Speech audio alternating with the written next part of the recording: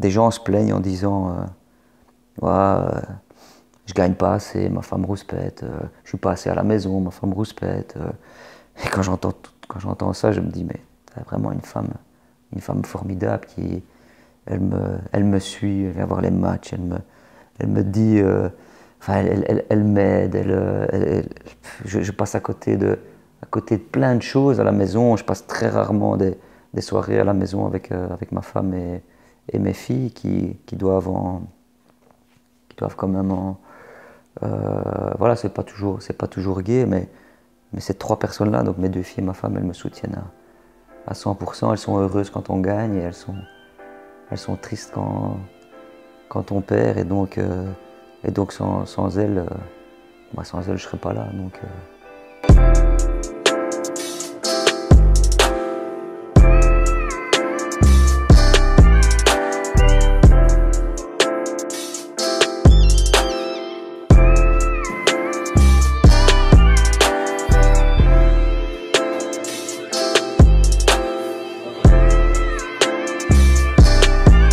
En fait, dans la pratique, le T2, au-delà du soutien moral, et on en parlera peut-être après, mais au-delà de ce soutien-là au coach, il y a tout l'aspect pratique. Ça veut dire que les entraînements, Fred reste le T1 reste le maître, hein, mais donc on prépare les entraînements ensemble avec Fred. Donc Fred fait la trame des entraînements et puis on partage beaucoup.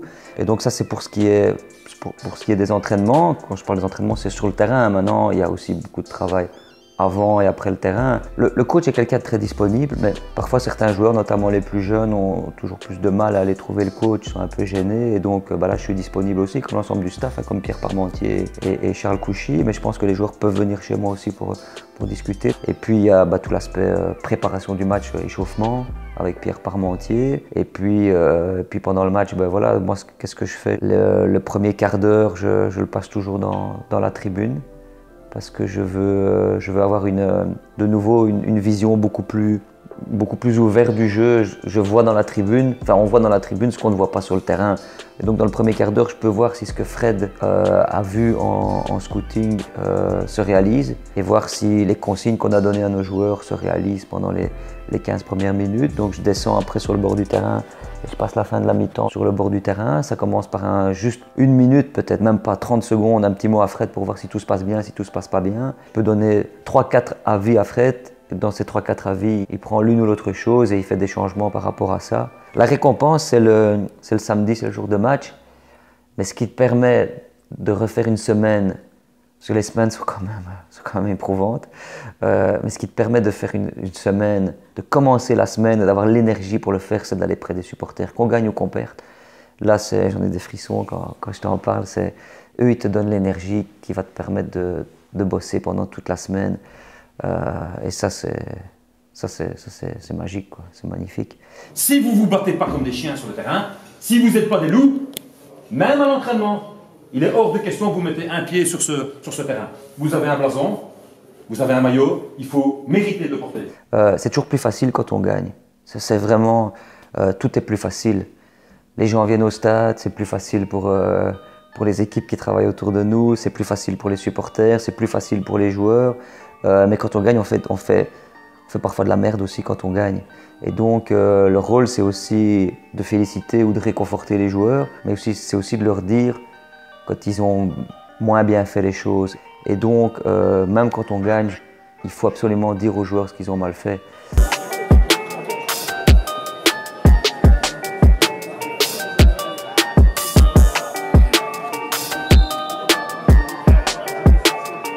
La première personne qui prend la pression du groupe, c'est le coach. Et donc, le rôle du T2 dans ces moments-là, c'est déjà de soulager le coach et de prendre la pression avec lui. Et donc, Fred sait que s'il y a bien une personne à qui il peut confier ce qui ne va pas bien, ce qui va bien, ce qu'on devrait faire, ses idées, c'est chez moi.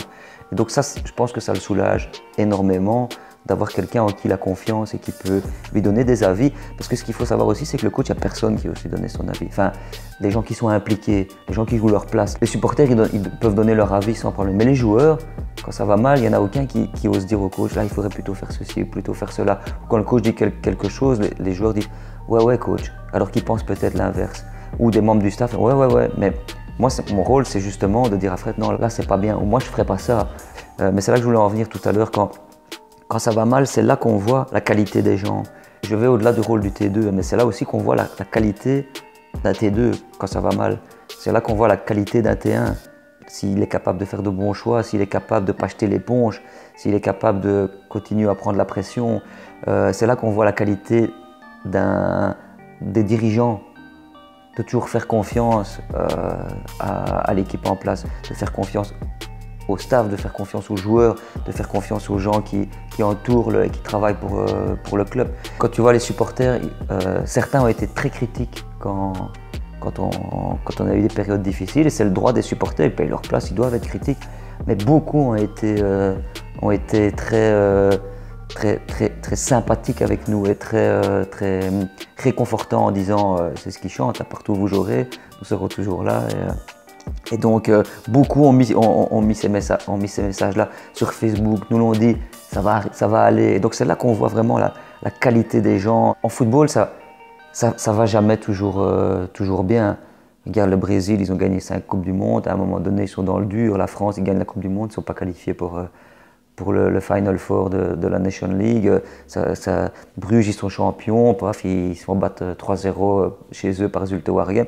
Balleral aussi, ils sont champions, ils ont des moments où c'est plus difficile, mais ça va revenir. C'est là qui fait la qualité des grands clubs, gérés par de grandes personnes, avec de bons staffs et avec de grands supporters et des équipes dans l'ombre qui travaillent tous les jours. Alors maintenant, je pense que le rôle du T2, c'est d'être dans l'ombre. Ça, c'est clair. Et moi, je m'en porte très bien. Moi, ma plus belle récompense, c'est quand les supporters écrient taquin dans le stade. Parce que... Ouais, baquer c'est bien, parce que c'est aussi... je crois que les supporters voient clair aussi. Ils se disent, voilà, on n'a peut-être pas un T2 comme les autres, et ça c'est ma fierté aussi. Quand on en a discuté avec Fred au tout début, qu'on a décidé de travailler ensemble, on s'est dit, si on travaille ensemble, au lieu d'arriver chacun, peut-être lui là et moi là, on va peut-être arriver là tous les deux. Et donc c'est un rôle qui me va très bien. Je veux qu'on ait le plus loin possible, lui et moi, avec la RAL bien entendu, mais ensemble.